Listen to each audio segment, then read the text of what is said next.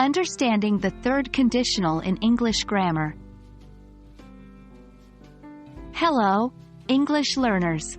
Today, we're diving deep into a very important topic in English grammar, the third conditional. This is a structure that is often used to talk about situations in the past that did not happen, and their imagined results. The third conditional is used to talk about hypothetical or unreal situations in the past. We use it when we want to imagine a different past, to express something that did not actually happen, and the possible result of that imagined situation. Here's the formula for third conditional. If plus past perfect, would plus have plus past participle. Example: if I had studied harder, I would have passed the exam. Here, if I had studied harder, is the condition that did not actually happen, and I would have passed the exam is the imagined result.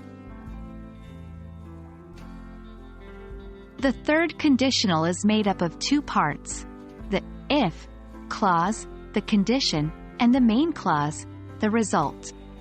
If clause. The if clause uses the past perfect tense.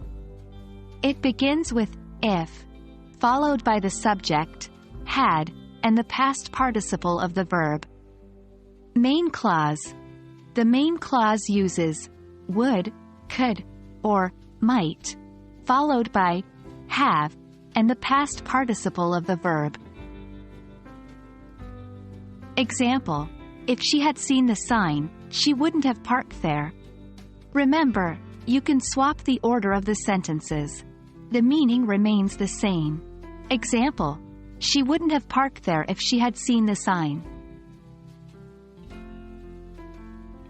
The third conditional can seem a bit complicated, but it's really useful in everyday conversation, especially when discussing regret, criticism, or missed opportunities.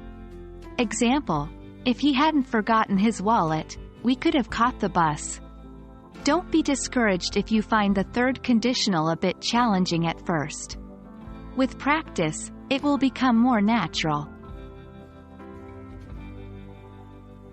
That's it for our exploration of the third conditional. Remember, practice makes perfect. Try creating your own third conditional sentences. Reflect on past situations, think of what could have been done differently, and use the third conditional to express these thoughts. It's a great way to not only improve your English but also to engage with the language in a deeper, more thoughtful way. Happy learning and see you in our next lesson.